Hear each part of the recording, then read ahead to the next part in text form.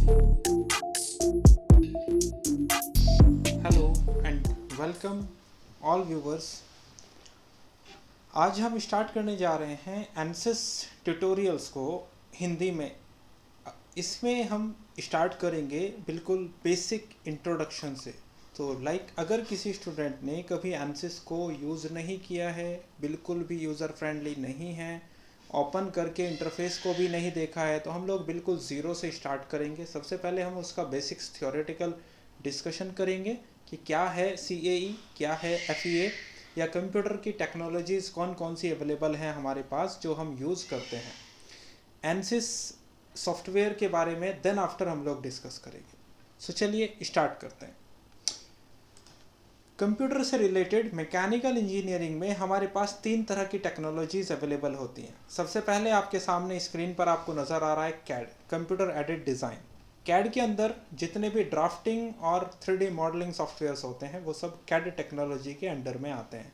वो चाहे ऑटोकैड हो सकता है, सॉलिडवर्क्स हो सकता है, कैटिया हो सकता है, क्रियो हो सकता है या प्रोई के नाम से जाना जाता था पहले, एनएक्स हो सकता है जिसे पहले यूनिग्राफिक्स के नाम से आप जानते थे।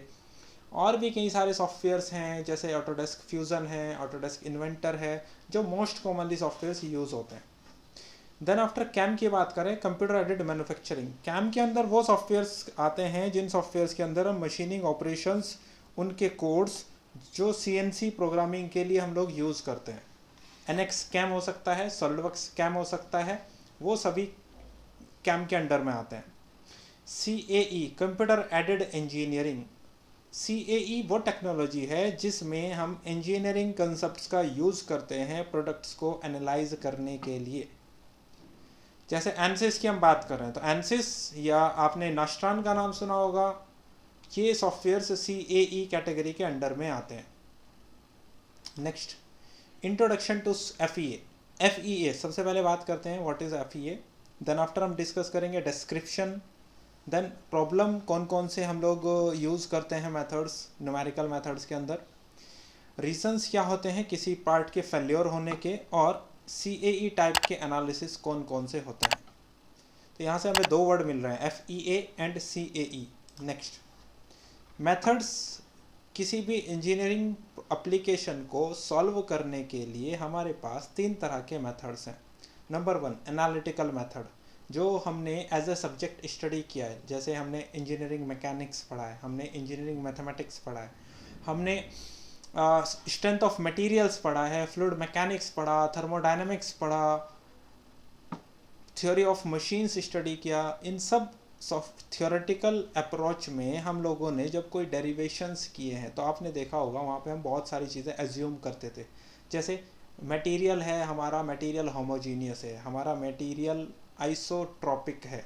वो जो हमारी एजम्पशंस थी, वो एजम्पशंस की वजह से ये इसको हम बोलते हैं, हम थियोरेटिकली अप्रोच अप्लाई करते थे प्रॉब्लम को सॉल्व करने के लिए। जैसे कहीं हम स्ट्रेस कैलकुलेट करना था, हम वन माइसिस क्राइटेरिया हमने पढ़ा है, मोर सर्किल थ्योरम हमने पढ़ा, मैक्सिमम प्रिंसिपल स्ट्रेस थ्योरी हमने पढ़ा। वहाँ पे जब हमने डेरिवेशंस, उनके फार्मूलाज, उन थ्योरम्स को प्रूव किया, वहाँ पे हमने एजम्पशंस किए। वो अप्रोच हमारी होती थी थियोरेटिकल अप्रोच, जो आते हैं एनालिटिकल मेथड के अंदर। अब यहाँ एक्यूरेसी आपको अच्छी नहीं मिलती क्योंकि हम एजम्पशंस बहुत ज़्यादा करते हैं, बट एक्चुअली जब प्रैक्टिकल एप्लीकेशन आता है वहाँ पे वो एजम्पशंस फेल हो जाते हैं, उतना रिजल्ट ओरिएंटेड नहीं होते। सेकेंड है न्यूमेरिकल मेथड, जो हम लोग पढ़ेंगे सॉफ्टवेयर बेस्ड। न्यूमेरिकल मेथड के अंदर सॉफ्टवेयर बेस्ड एप्लीकेशन से तो यहाँ हमारे पास कैलकुलेशंस का बहुत बड़ा रोल नहीं होता है। इक्वेशंस, इनपुट्स हम प्रोवाइड करते हैं, किस इक्वेशन पे बेस्ड आपको प्रॉब्लम को सॉल्व करना है, अपना प्रोडक्ट्स एनालाइज करना है, तो किस इक्वेशन के बिहाफ पर करना है। तो इसलिए आपकी कैलकुलेशंस, जैसे आपको इंटीग्रेशन करना होता था, डिफरेंशिएशन करना होता था, बहुत बड़े बड़े फार्मूलाज यूज़ होते थे, यहाँ आपकी वो कैलकुलेशंस बच जाएगी। सॉफ्टवेयर बेस्ड आप कैलकुलेशंस करेंगे। नेक्स्ट एंड लास्ट होता है हमारा एक्सपेरिमेंटल मेथड, जो हम लोग इंजीनियरिंग में या मास्टर्स में जब हम लोग करते हैं वहाँ पे हम लैब करते हैं। लैब्स में जा कर के हमने अपने पार्ट्स की स्ट्रेंथ को चेक किया, वहाँ हमने वेरियस कंडीशंस, लोड धीरे धीरे इंक्रीज़ किया, पार्ट के अंदर देखा कब नेक फॉर्मेशन होगा, उसके अंदर पार्ट किस वैल्यू पर जा कर के ब्रेक हुआ। वो जो एक्सपेरिमेंटल मेथड होता है वो मोस्ट एक्यूरेट मेथड होता है, लेकिन टाइम टेकिंग बहुत ज़्यादा होता है और एक्सपेंसिव होता है, क्योंकि man power, machinery, material, money, ये सब चीज़ें वहाँ यूज़ होती हैं। ओरिएंटेड है, रिजल्ट सबसे बेस्ट देता है, लेकिन एक्सपेंसिव बहुत ज़्यादा होता है, जिसकी वजह से इंडस्ट्रीज़ अडेप्ट नहीं कर पाएंगी, क्योंकि प्रोडक्ट की कॉस्ट बहुत ज़्यादा इंक्रीज़ हो जाती है। तो सबसे ज़्यादा जो यूज़ हो रहा है इंडस्ट्रीज़ में, या जिसकी सबसे ज़्यादा डिमांड है, वो है न्यूमेरिकल मेथड, सॉफ्टवेयर बेस्ड। इसीलिए हम स्टार्ट करने जा रहे हैं एनसिस वर्कबेंच के ट्यूटोरियल्स को, जिसको हम आगे कंटिन्यू करेंगे। एनसिस फ्लुएंट भी हम उसके अंदर डिस्कस करेंगे, एक्सप्लिसिट डायनेमिक भी हम पढ़ेंगे, ये सब डिस्कस करेंगे। तो आगे चलते हैं, पहले ये फाइनल करते हैं इंट्रोडक्शन को। पहले हिस्ट्री की साइड चलते हैं, history of finite element analysis. तो एफईए की फुल फॉर्म आपको यहाँ से मिल जाती है, finite element analysis. Finite element analysis को सबसे पहले डेवलप किया गया था 1943 में आर कॉरेंट ने, जिन्होंने रिट्ज मेथड के थ्रू रिट्ज मेथड को यूटिलाइज किया था न्यूमेरिकल एनालिसिस करने के लिए, जिससे जो कैलकुलस यूज़ हो रही थी, जैसे मैंने अभी आपको बताया एग्जांपल कि हम लोग वहाँ पर फॉर्मूलाज यूज़ करते थे इंटीग्रेशन डिफरेंशिएशंस का, वहाँ पे उसको कैलकुलेशंस को बिल्कुल डिक्रीज़ कर दिया गया। उसके बाद 1956 में, यानी कि अप्रॉक्स 13 साल बाद, M G. Turner, R W. Clough and H C. Martin and L J. Topp, इन चारों ने एक पेपर पब्लिश किया जिसने एक ज़्यादा डिटेल डेफिनेशन दिया न्यूमेरिकल एनालिसिस का।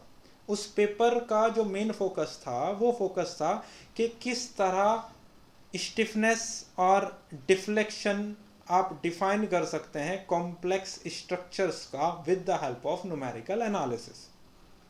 देन आफ्टर अप्रॉक्स 14 साल बाद 1970s में एफईए का जो एफईए था, बेसिकली जो एफईए टेक्नोलॉजी थी, ये बहुत लिमिटेड थी। किस लिए लिमिटेड थी? क्योंकि 1970s के टाइम में, अगर आपको पता होगा या आपने कुछ स्टडी किया होगा थोड़ा हिस्ट्री को अपना, तो कंप्यूटर्स जो होते थे वो बहुत ज़्यादा लिमिटेड थे और बहुत ज़्यादा एक्सपेंसिव थे। तो जनरली जो बहुत बड़ी लेवल की कंपनी होती थी, एरोनॉटिक्स से रिलेटेड, ऑटोमोटिव इंडस्ट्रीज़, डिफेंस से रिलेटेड जो गवर्नमेंट सेक्टर्स होते थे, या न्यूक्लियर इंडस्ट्रीज़, केवल उन्हीं के पास ये अवेलेबिलिटीज़ होती थी। स्मॉल स्केल इंडस्ट्रीज़ या मीडियम स्केल इंडस्ट्रीज़ के पास इतना एक्सपेंस करने की कैपेबिलिटीज़ नहीं होती थी। लेकिन जैसे जैसे कंप्यूटर्स की कॉस्ट में बहुत तेज़ी से गिरावट आई है, बहुत तेज़ी से घटा है, या कंप्यूटिंग पावर की बात करें, कंप्यूटिंग पावर का फिनोमिना बहुत तेज़ी से इंक्रीज़ हुआ है, उसकी वजह से फाइनाइट एलिमेंट एनालिसिस के अंदर बहुत बड़े लेवल पर एक तो एक्यूरेसी इंक्रीज़ हुई है, प्रिसीजन उसका हाई हुआ है। दूसरी बात, ये बहुत तेज़ी से डेवलप किया गया, अलग अलग मॉड्यूल्स पे काम किया गया है सेम टाइम पर। इसको समझने के लिए अगर आप गूगल करेंगे, आप देखिएगा कि 1970s के टाइम पर अगर 512 MB का कोई हार्ड डिस्क होता था तो उसका साइज़ क्या होता था स्पेस के लिए, और आज के टाइम पर आप चेकआउट कर सकते हैं कि टीबीज़ का स्पेस कितनी छोटी सी ड्राइव में आप ले सकते हैं। बेसिक्स की बात करते हैं फाइनाइट एलिमेंट एनालिसिस का। फाइनाइट एलिमेंट एनालिसिस की जो एप्लीकेशंस हैं वो है कि हम इवेलुएट कर सकते हैं स्ट्रेस को या टेम्परेचर डिस्ट्रीब्यूशन को किसी भी मैकेनिकल कंपोनेंट पे। यहाँ 2 एग्जांपल दिए गए हैं। इसके अलावा हम डिफ्लेक्शन चेक कर सकते हैं, हम काइनेमेटिक्स या डायनामिक रेस्पॉन्स स्टडी कर सकते हैं, या वाइब्रेशन एनालिसिस जो रेजोनेंस की कंडीशन होती है, हम उस कंडीशंस को भी टेस्ट कर सकते हैं कि रेजोनेंस की कंडीशंस पे अगर हमारा प्रोडक्ट के अंदर स्पेसिफिक मोड शेप्स कैसी जनरेट होंगी, वो भी हम स्टडी कर सकते हैं। टाइप्स ऑफ फाइनाइट एलिमेंट्स, या एक फाइनाइट एलिमेंट्स के अंदर टाइप्स क्या होते हैं और उसके अंदर के स्टेप्स देखेंगे। ये जो यहाँ आपको फिगर नज़र आ रही है बेसिकली मैश की एप्लीकेशन के लिए है, तो थोड़ी स्लाइड्स के बाद ही हम स्टडी करेंगे, हम डिस्कस करेंगे इसके बारे में कि मैश के क्या होता है या कितने पार्ट्स में हमने उसको डिवाइड किया गया है। पहले देखते हैं एनालिसिस के टाइप्स कौन कौन से अवेलेबल हैं हमारे पास। लीनियर स्टैटिक एनालिसिस हमारे पास है। लीनियर का मतलब क्या होता है? Straight line. तो 2 कंडीशन आती हैं यहाँ पर। स्टैटिक है यानी कि टाइम के रेस्पेक्ट में कोई वैल्यू वेरी नहीं करेगी, या इक्विलिब्रियम की कंडीशन है, यानी कि जितना आपने इनपुट दिया है, जितना लेफ्ट साइड है उतना राइट हैंड साइड पर है, तो ये आता है आपका इक्विलिब्रियम कंडीशन के अंदर। तो इक्विलिब्रियम कंडीशंस को फॉलो कर रहा है, ये भी कंडीशन आपके सामने हो सकती है। तो इस टाइप की कंडीशंस आएंगी लीनियर स्टैटिक के अंदर।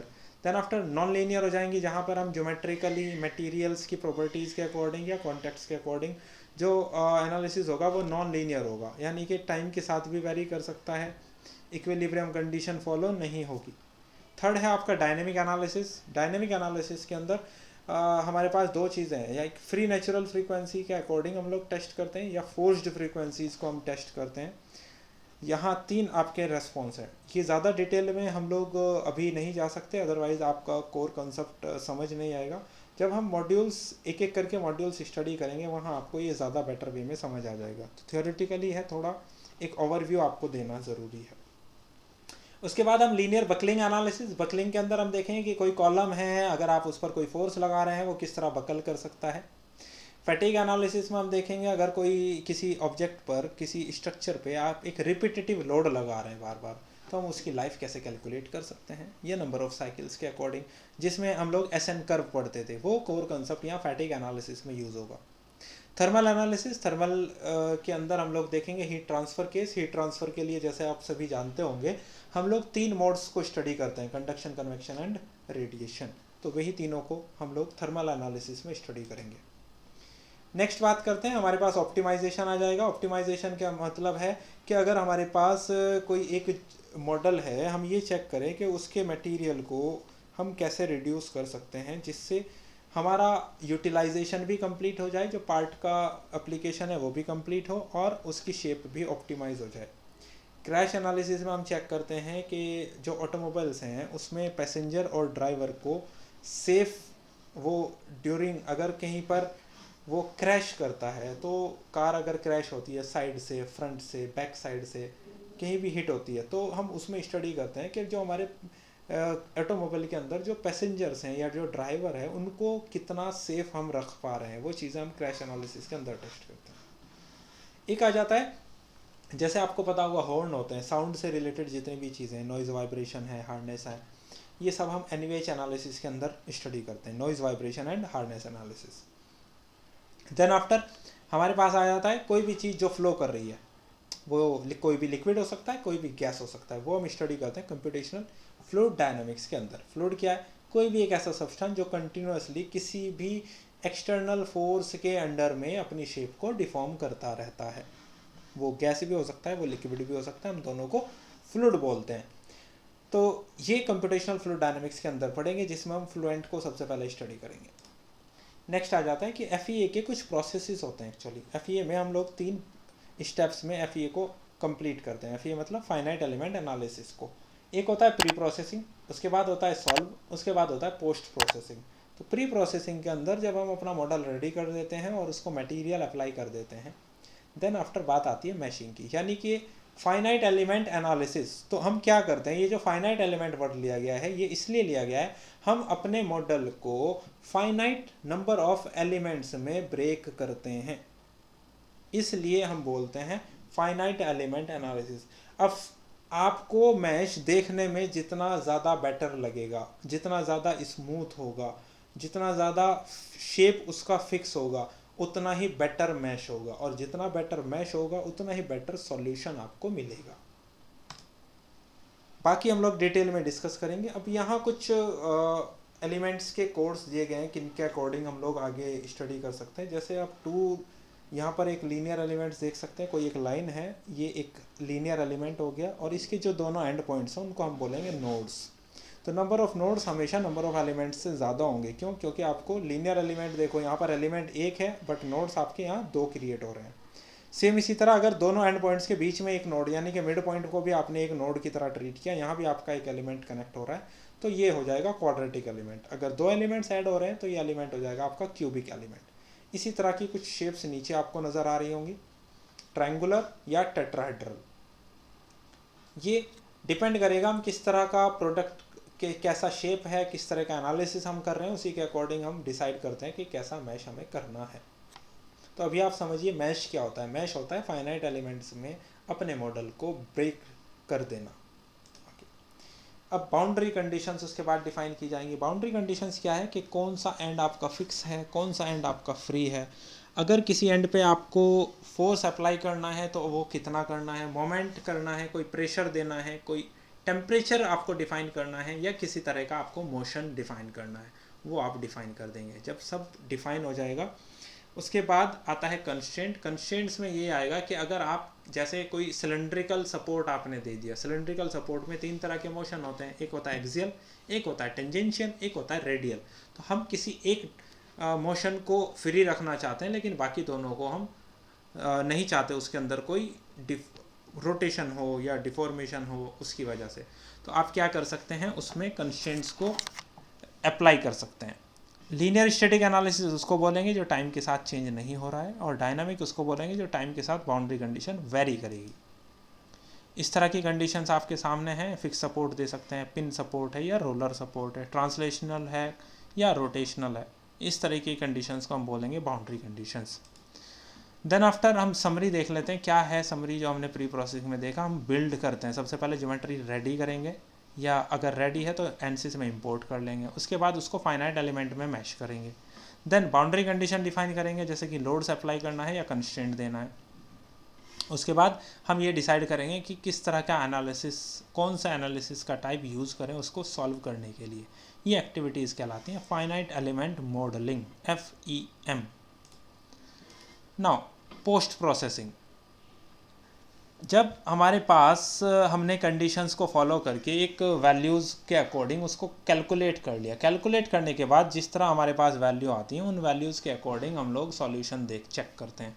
सॉल्यूशन को चेक करने के लिए हम एनिमेटेड कुछ डिस्प्लेसमेंट्स दिया जाता है, जिसको हम एनिमेट करके चेक कर सकते हैं। अगर वो डिफॉर्मेशन सेंसेबल है तो हम उसको आगे प्रोसीड करते हैं, अगर सेंसेबल नहीं है तो हम वापस से बाउंड्री कंडीशंस को एनालाइज करेंगे।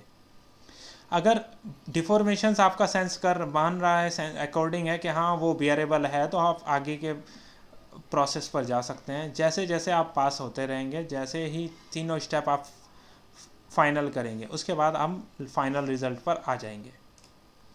FEA का ये फ्लो चार्ट दिया गया है। इस फ्लो चार्ट के अकॉर्डिंग, जिसको आप डिज़ाइन साइकिल बोल सकते हैं, FEA से रिलेटेड प्री प्रोसेसिंग में क्या क्या स्टेप होता है, सॉल्विंग कर रहे हैं, उसके बाद पोस्ट प्रोसेसिंग यानी कि रिजल्ट्स को एनालाइज कर रहे हैं। यही चीज़ सबसे मेन है।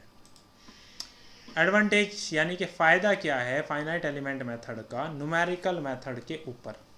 जो मेथड है वो हम लोग इरेगुलर शेप के लिए भी यूज़ कर सकते हैं। दूसरी चीज़, किसी भी तरह की बाउंड्री कंडीशन हम डिफाइन कर सकते हैं फाइनाइट एलिमेंट के अंदर, जो न्यूमेरिकल मेथड में पॉसिबल नहीं होता। कोई भी डोमेन, वो चाहे डिफरेंट मटेरियल्स की हो, अगर आपने कोई असेंबली इंसर्ट की है, मान लीजिए उनका सबका पार्ट का मटेरियल अलग अलग है, वो आप फाइनाइट एलिमेंट मेथड में डिफाइन कर सकते हैं, न्यूमेरिकल में नहीं कर सकते। जो एक्यूरेसी होती है फाइनाइट एलिमेंट मेथड की, वो ज़्यादा होती है as compare to numerical methods, क्योंकि हम वहाँ highest degree of polynomials use कर सकते हैं, जिससे हम उसको ज़्यादा इम्प्रूव्ड क्वालिटी पे रिफ़ाइन कर सकते हैं, मैश कर सकते हैं। जो अलजेब्रिक इक्वेशंस होती हैं वो ईज़िली सॉल्व हो जाती हैं कंप्यूटर्स के हेल्प से फाइनाइट एलिमेंट मेथड में, बट न्यूमेरिकल मेथड्स में बहुत ज़्यादा प्रॉब्लम होती है हमें कैलकुलेशंस करने में मैनुअली। नेक्स्ट, क्या रीजंस हो सकते हैं प्रोबेबल जिनकी वजह से आपका कोई पार्ट फेल हो सकता है? इम्प्रॉपर प्रोसेस, यानी कि जो आपका प्रोसेस होना चाहिए फॉलो एनालिसिस करने के लिए, उसमें कोई मिस्टेक हुआ है, या मैन्युफैक्चरिंग करने में आपने डिफेक्ट कर दिया है, या मटेरियल ही आपका जो रॉ मटेरियल था वही कहीं से फॉल्टी था, एनवायरनमेंटल कंडीशंस आपके प्रोडक्ट के अकॉर्डिंग नहीं है, कहीं से वो रस्ट हो गया है, या किसी तरह की एनवायरनमेंटल कंडीशन और भी हो सकती हैं, डिपेंड करेगा किस तरह का पार्ट है या क्या मटेरियल है। डिज़ाइन अब्यूज़ का मतलब आपने उसके डिज़ाइन में ही कोई मिस्टेक किया, तो ऑब्वियसली आपका ये प्रोबेबल रीजंस है जिनकी वजह से आपका पार्ट फेल हो सकता है, प्रोबेबल रीजंस हैं। सो इससे रिलेटेड आपका कोई भी क्वेश्चन है, आप नीचे कमेंट्स में मुझे बता सकते हैं। आपको वीडियो कैसा लगा मुझे ये ज़रूर बताइएगा। वीडियो को ज़्यादा से ज़्यादा शेयर करिए, और ये कंप्लीट आपका एक प्लेलिस्ट स्टार्ट हो गया है जिसमें हम लोग एक कंप्लीट स्टडी करेंगे एनसिस टॉपिक पर। सो चलिए दोस्तों, थैंक यू सो मच। मिलते हैं नेक्स्ट वीडियो में। नेक्स्ट वीडियो में हम लोग देखेंगे कि किस तरह हम एनसिस को इंस्टॉल कर सकते हैं। मैं आपको 2 तरह के इंस्टॉलेशन मेथड दे देता हूँ, एनसिस वर्कबेंच 16 एंड एनसिस वर्कबेंच 19.2। आप किसी भी वर्जन को इंस्टॉल कर सकते हैं। इंस्टॉलेशन की वीडियो के बाद हम लोग स्टार्ट करेंगे एनसिस के इंटरफेस को। ओके, मिलते हैं नेक्स्ट वीडियो में। Thank you.